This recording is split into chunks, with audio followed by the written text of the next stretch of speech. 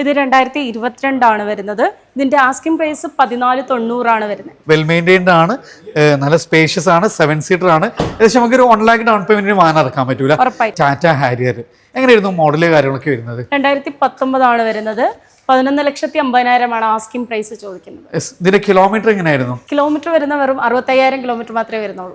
ഏകദേശം എത്ര down payment വാഹനം ഇറക്കാൻ പറ്റും? 1 lakh ഉണ്ടെന്നുണ്ടെങ്കിൽ നമുക്ക് ട്രാക്ക് ഓക്കെ ആണെന്നുണ്ടെങ്കിൽ ഇറക്കാം. ലോ കിലോമീറ്റർ ഓടിയിട്ടുള്ള അതും ലോ ഡൗൺ പേയ്മെന്റിൽ ചെറിയൊരു ഡൗൺ പേയ്മെന്റിൽ ഇറക്കാൻ പറ്റുന്ന ഒരു അടിപൊളി SUV ആയിട്ടാണ് വന്നിട്ടുള്ളത്. മാരുതി സുസുക്കി വിചാര ബ്രസ എങ്ങനെയായിരുന്നു മോഡല് കാര്യങ്ങളൊക്കെ വരുന്നത്? ഇത് 2021 ആണ് വരുന്നത്. വെറും 33,000 കിലോമീറ്റർ മാത്രമേ ഓടിയിട്ടുള്ളൂ. സിംഗിൾ ഓൺഷിപ്പ് വാഹനം അല്ലേ? ഏകദേശം നമുക്കൊരു 1 lakh ഡൗൺ പേയ്മെന്റ് വാഹനങ്ങൾ ഇറക്കാം. അപ്പോൾ 7 സീറ്റർ ആവട്ടെ, SUVകളാകട്ടെ, എല്ലാം നമുക്ക് ചെറിയ ഡൗൺ പേയ്മെന്റിലും ലോ കിലോമീറ്റർ ഓടിയിട്ടുള്ള വാറണ്ടിയിൽ നമുക്ക് വാഹനങ്ങൾ ഇവിടുന്ന് വാങ്ങാന്നുള്ളതാണ് ഏറ്റവും വലിയ ഹൈലൈറ്റ്.